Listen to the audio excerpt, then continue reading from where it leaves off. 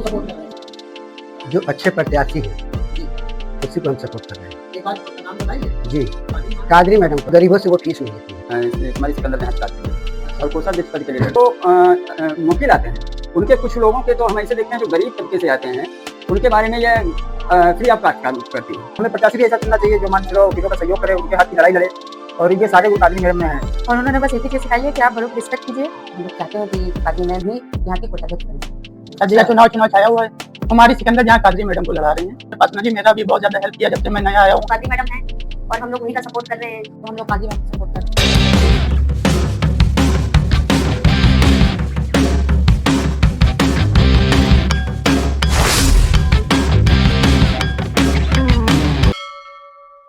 नमस्ते, democratic monkeys पर आप सबका एक बार फिर बहुत बहुत स्वागत। मैं हूं अनुज। दोस्तों, इस चैनल पर आपने मुझे हमेशा दुनिया और देश के बड़े बड़े मुद्दों पर बात करते सुना होगा। देश की राजनीति हो या जियोपॉलिटिक्स से जुड़े हुए मुद्दे, हम हमेशा डंके की चोट पर अपनी राय रखते हैं और अनबायस्ड तरीके से उनका एनालिसिस करते रहे हैं। लेकिन एक कहावत है ना, चिराग तले अंधेरा। दुनिया भर की राजनीति और राजनीतिक मुद्दों को डिकोड करते करते मेरा ध्यान अपने आसपास के मुद्दों और उससे जुड़ी हुई राजनीति तक कभी गया ही नहीं। और एक पॉलिटिकल कमेंटेटर होने के नाते ये मेरी चूक थी, जिसको सुधारने का मैंने प्रयास किया। क्योंकि पॉलिटिक्स तो वो चीज है ना जो हमारी सोसाइटी में हर किसी की रग रग में बसी हुई है। घर की चार दीवारी के अंदर सास बहू की नोकझोंक से लेकर सड़क तक, चाय की टपरी से लेकर वकीलों के चैम्बर्स तक, हर जगह की अपनी एक राजनीति है। और जो उसको समझ गया उसका पॉलिटिकल एनालिसिस कभी गलत नहीं होता। क्योंकि दोस्तों, असली राजनीति दिल्ली की संसद या व्हाइट हाउस तक सीमित नहीं है। असली राजनीति होती है जमीन पर, और वो इतनी दिलचस्प और पेचीदा होती है कि उसको डिकोड करना आसान नहीं होता है। लेकिन यही जमीनी राजनीति देश की राजनीति की दशा और दिशा तय करती है। इसलिए मैंने भी इस जमीनी राजनीति को कवर करने के लिए अपने जनपद में होने वाले बार एसोसिएशन के चुनाव को कवर किया। और वकीलों की इस दिलचस्प और पेचीदा राजनीति को कवर करने के दौरान मेरी बात हुई बाराबंकी जनपद की सबसे वरिष्ठ महिला अधिवक्ता सिकंदर जहां कादरी मैम से। 41 सालों की वकालत का अनुभव और एक बेदाग निर्विवाद करियर, राजनीति से हमेशा दूरी, और अब इतने वर्षों बाद बार के चुनाव में कोषाध्यक्ष पद की उम्मीदवार। आइए देखते हैं कचहरी के यथार्थ से जुड़े अलग अलग मुद्दों पर इनके साथ हुई सीधी बातचीत। मैम नमस्ते।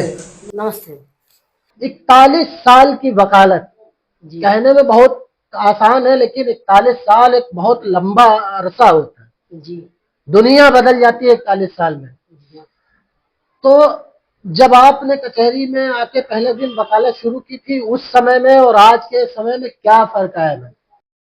देखिए, जब मैं बाराबंकी कचहरी के अंदर एंट्रेंस दिया है, जब मैं आई, मैंने जब देखा कि यहाँ पे कोई लेडीज नहीं है, मैं अकेली हूँ, तो पहले मैं घबरा गई थी कि मैंने शायद गलत पेशा चुन लिया है, यहाँ तो कोई लेडीज है ही नहीं है।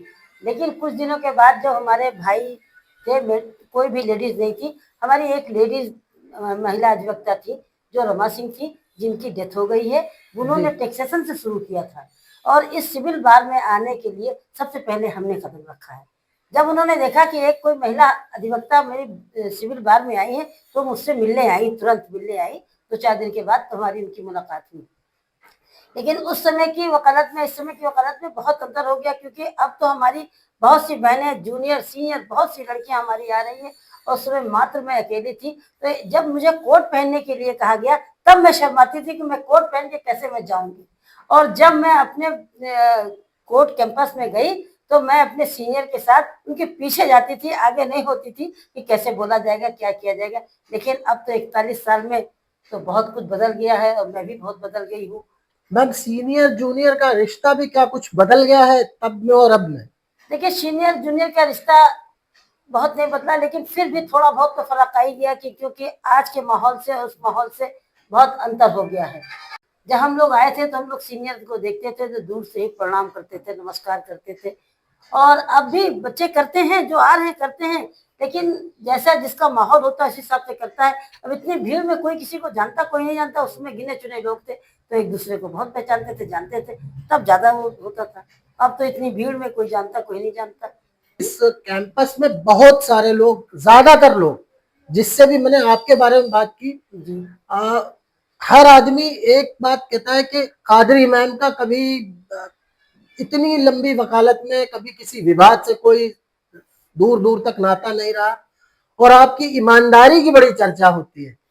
तो क्या इस ईमानदारी को का कभी कोई मतलब नुकसान हुआ आपको, और कभी इतने सालों में ऐसा दिमाग में आया कि ठीक है थोड़ा सा कॉम्प्रोमाइज कर लेते हैं? देखिए, ईमानदारी ऐसी चीज होती है जो हमेशा आदमी को आगे बढ़ाती रहती है।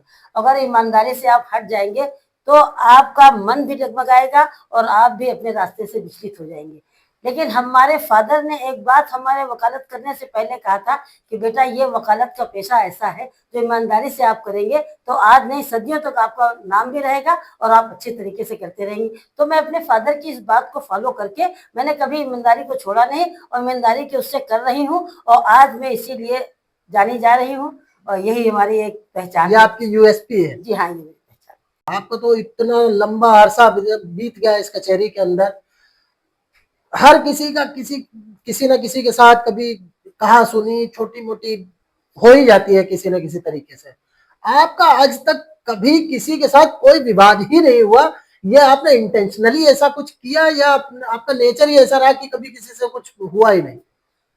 देखिए, कभी किसी के साथ मेरा हुआ नहीं है, ना मैंने कभी किया है और ना मैं आगे चाहती हूँ कभी हो। हम अपने जो अगर किसी का कोई बात हमको अच्छी या बुरी लगती है, बड़ा या छोटा, छोटे हमसे कहते हैं तो उनको इसलिए माफ कर देती कि छोटे हैं, इनको इतनी समझ नहीं होगी। बड़े हमारे अगर हमसे कुछ कहते हैं तो हम समझते हैं इन्होंने जो मुझे बताया है वो अच्छी बात बताई है, वो गलत नहीं बताई, उसको अपने के लिए आगे के लिए सीख रखते हैं कि बस बहुत सही है। मैं एक चीज और आपसे जानना चाहूंगा कि आज की तारीख में वकालत में जो बच्चे आते हैं तो थोड़ा सा पेशेंस की कमी हो गई है आज जो नई जनरेशन आ रही है। आपने जब इतना लंबा समय कचहरी को दिया है तो आपका अनुभव क्या कहता है कि क्या कुछ चीजें बदल गई हैं कि जूनियर्स को सीनियर के पास समय देना चाहिए, नहीं देना चाहिए, और ऐसा क्या करे जूनियर अधिवक्ता कि वो लंबे समय तक कचहरी में टिक सके और अपना नाम बना सके वकालत में?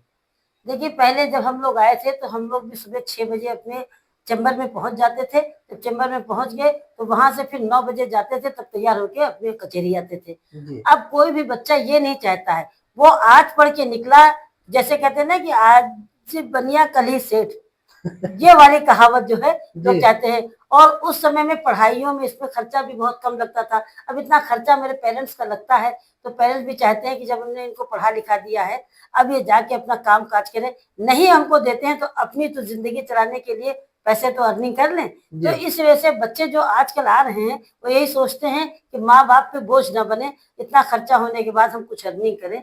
इसलिए वो चाहते हैं कि चैम्बर में आते हैं, ऐसी बात नहीं, चैम्बर में आएंगे, थोड़े दिन सीखते हैं, उसके बाद वो अपने आप को कॉन्फिडेंट समझ लेते हैं और वो अपनी वकालत अकेले करना शुरू कर देते हैं। अच्छा, उसका कुछ इम्पैक्ट ये भी है मैम कि कुछ लोग अपने जो वकालत का पेशा है उस लाइन से भटक भी जाते हैं, कुछ और काम करना शुरू कर देते हैं। देखिए, आज के ज़माने में पैसा सबसे इम्पोर्टेंट चीज़ होता है, और जब उनको कम पैसा मिल रहा है और कहीं दूसरी जगह उनको पैसा अधिक मिल रहा है तो वो अपनी लाइन को चेंज करके उसमें भी इन्वॉल्व कर लेते हैं कि मुझे इधर से अगर अर्निंग कम हो रही है तो उधर से मिलना शुरू हो जाए। इसलिए वो अपना रास्ता थोड़ा भटक जाते हैं, और भटकने की कोई ज़रूरत नहीं ना। वो बच्चे अगर ईमानदारी से काम करें तो हमारे वकालत पेशे में इतना पैसा है कि वो अपने घर में रख नहीं सकते, वो कमा इतना सकते हैं। अच्छा, आपके समय में महिला अधिवक्ता बहुत कम थे, जी अभी अच्छी खासी संख्या है महिला अधिवक्ताओं की हर कचहरी में। इतनी सारी महिला अधिवक्ता अब इस फील्ड को चुन रही है जो कि पहले नहीं चुनती थी। देखिए, पहले जो वकालत का पेशा था वो बहुत ही कम लोग चुनते थे, मतलब जेंट्स में भी बहुत कम लोग चुनते थे। जिनके घर में बहुत अच्छी अर्निंग होती थी वो ये कहते थे कि वकालत पेशा करने के बाद हम 10 साल तो कमा नहीं पाएंगे, सिर्फ जूनियरशिप करेंगे। तो इसलिए बहुत अच्छे अच्छे ही लोग उसको पढ़ाते थे और इस पेशे को बहुत अच्छा माना जाता था। अब जो है, अब हमारे कॉलेज भी बहुत हो गए हैं, और पहले बीए से नीचे होता नहीं था, जी BA BSc करने के बाद, MSc करने के बाद, तब आप वकालत पेशे में आते थे। अब इंटर करने के बाद ये पेशा शुरू हो गया है और जगह जगह प्राइवेट कॉलेज खुल गए हैं और इससे हमारे छोटे बच्चे जो है, चाहे वो लेडीज हैं चाहे वो जेंट्स हैं, उनको आने में देरी नहीं लगती। वो 5 साल 3 साल करने के बाद वो आ जाते हैं। इसलिए आजकल वकालत पेशे में भीड़ जो है इसीलिए ज्यादा हो रही है, क्योंकि आजकल कॉलेज भी बहुत है। उन कॉलेज को अपने सीट भरने के लिए बच्चों की जरूरत है और बच्चों को ये है कि हम वकालत करने के बाद कचहरी जाएंगे तो कुछ ना कुछ तो अर्निंग होगी, अपना नाम कमाएंगे। नाम के लिए भी आ जाते हैं और काम के लिए भी आ जाते हैं। नहीं, कुछ काले कोट का भौकाल भी तो है मैम, भाई उसका काले misuse भी तो लोग करते हैं। काले कोट का भौकाल तो बहुत था और है अभी भी, लेकिन अब कुछ जो भटक जाते हैं रास्ता वही मिसयूज कर देते हैं। उनके लिए क्या किया जाए? तो उसके लिए भी कुछ उसके लिए ये है कि भाई देखिए, हम लोग को ये सोचना चाहिए, उन बच्चों को हम लोग समझाते हैं कि आपने अगर पेशा चुना है वकालत का तो आप इसी में लगे रहिए, काले कोट की इज्जत करिए और काले कोट को पहन के कहीं भी आप जाएंगे तो आपकी इज्जत होगी। लेकिन अर्निंग की वजह से और पैसा कमाने की वजह से वो इधर उधर भटक जरूर जाते हैं, उनको रोका नहीं जा सकता। इसमें रोका जाता कि आज इतनी महंगाई है, महंगाई के दौर में तो हर आदमी को पैसा चाहिए। मैम एक छोटी सी कंसर्न भी है और मैं पूछना चाहूंगा आपकी राय कि आपने जैसे कहा ना प्राइवेट कॉलेजेस बहुत सारे खुल गए हैं और बहुत इजी हो गई है कि ये डिग्री हासिल कर लेना। इसका दुरुपयोग बहुत अन्य अन्य व्यवसायों में जैसे प्रॉपर्टी डीलिंग या ठेकेदारी, उससे जुड़े हुए लोग भी लॉ की डिग्री ले लेते हैं और इसका मिसयूज अपना रसूख बनाने के लिए करते हैं अपने उन कामों में। तो उस पे क्या कोई रेगुलेशंस नहीं होने चाहिए?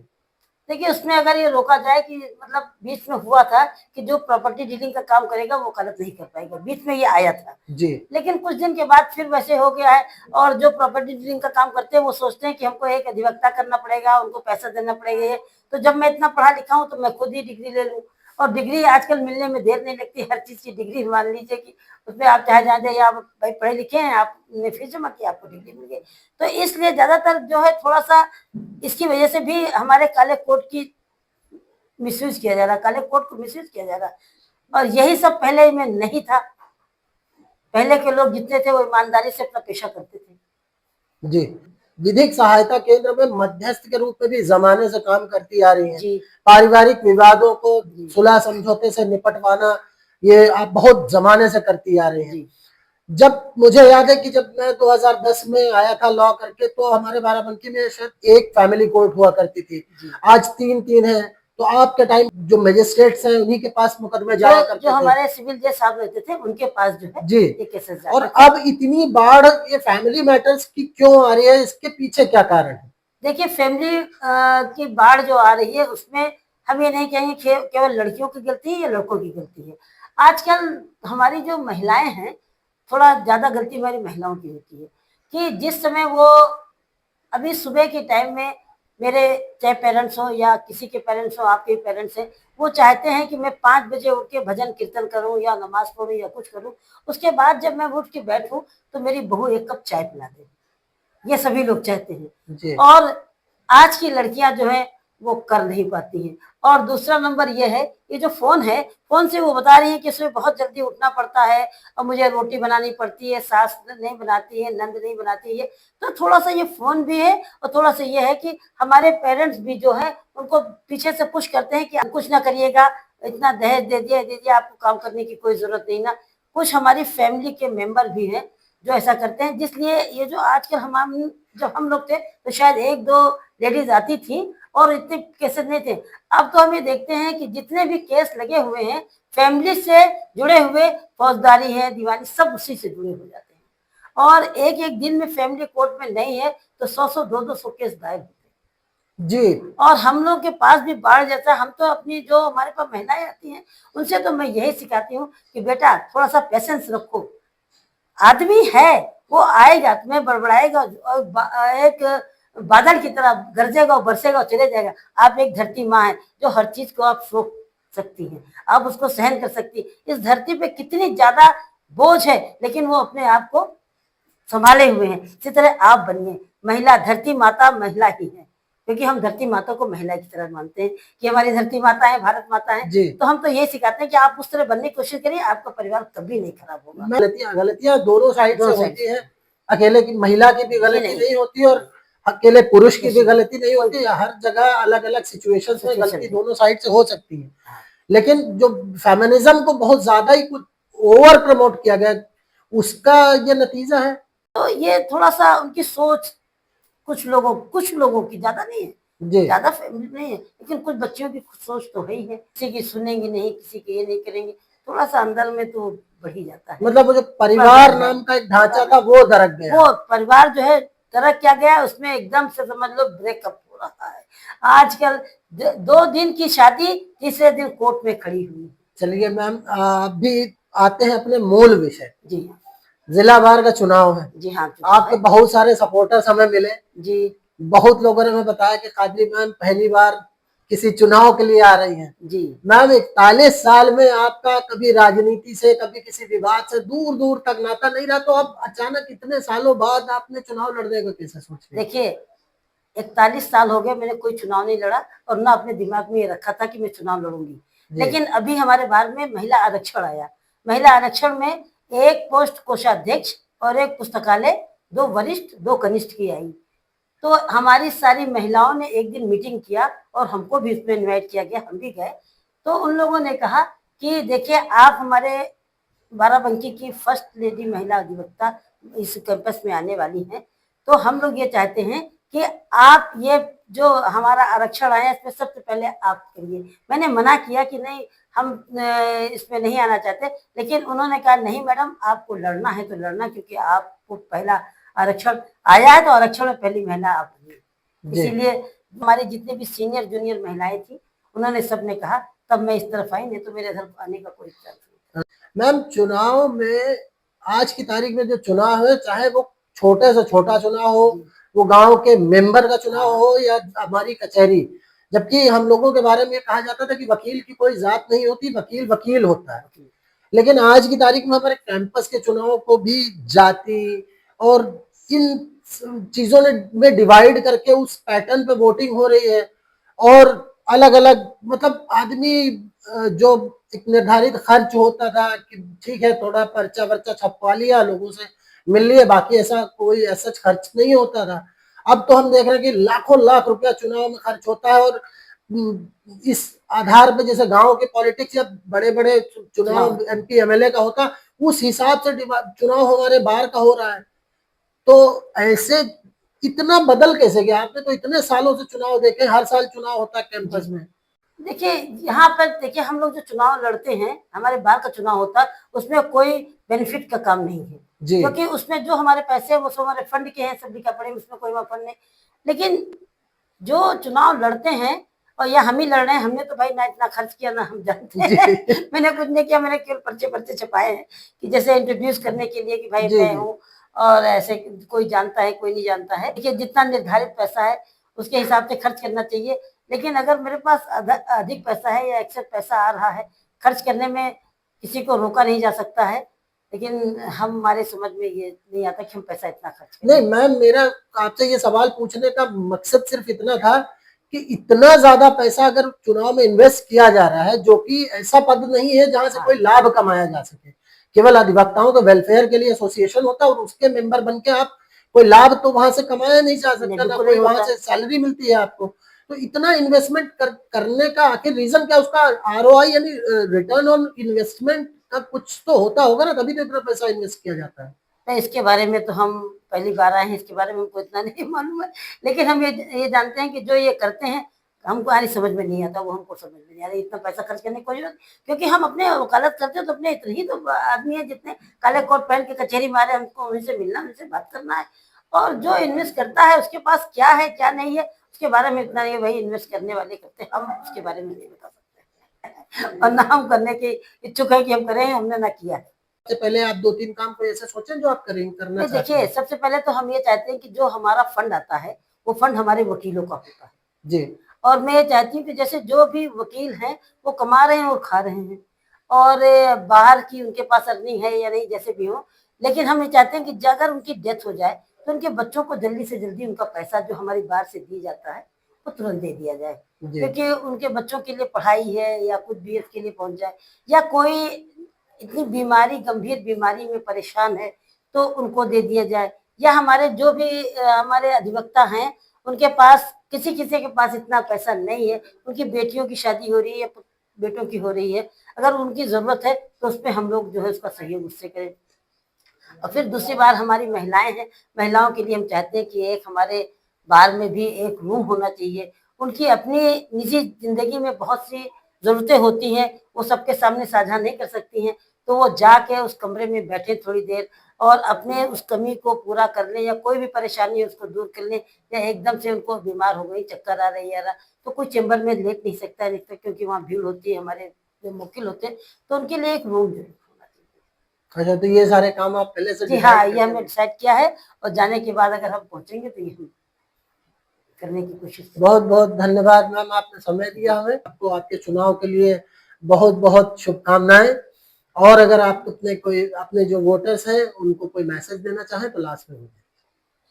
देखिए, मैं आपका बहुत बहुत धन्यवाद देती हूँ कि आपने मुझे बुलाया अपने उस पे, और मैं अपने वोटर से इतना ही कह सकती हूँ कि आप मेरा वोट और सपोर्ट करिए।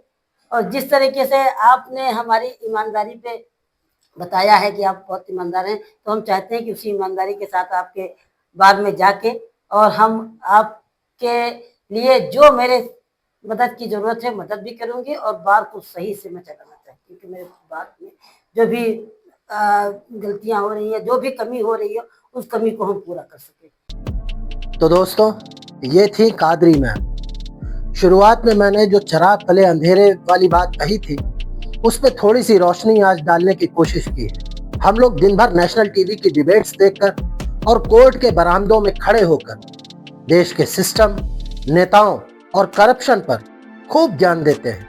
हम हमेशा शिकायत करते हैं कि सिस्टम में अच्छे लोग नहीं आते, लेकिन जब चुनाव में हमारे सामने एक ऐसा उम्मीदवार हो जिसका 40 साल से भी ज्यादा एक बेदाग करियर रहा हो, जिसका राजनीति से दूर दूर तक कभी कोई वास्ता ना रहा हो, तो असल परीक्षा उस उम्मीदवार की नहीं, वोटरों की होती है। क्या वास्तव में हम एक साफ सुथरी राजनीति चाहते हैं, या अंदर से हमें भी वही गुटबाजी, भौकाल और दावत वाली राजनीति ही पसंद है? बार के कोष की चाबी आप किसके हाथ में देना चाहते हैं, यह फैसला अब आपको करना है। नेशनल और जियोपॉलिटिकल इश्यूज के साथ साथ लोकल राजनीति और जमीनी मुद्दों पर हमारी ये कवरेज आगे भी जारी रहेगी। अपनी राय कमेंट्स में जरूर बताएं। हमारे वीडियोस को लाइक करें, चैनल को सब्सक्राइब करें, share with your friends and family, और देखते रहिए डेमोक्रेटिक मंकीज। मिलते हैं अगले वीडियो में किसी अन्य विषय के साथ। तब तक जय हिंद, वंदे मातरम, सत्यमेव जयते।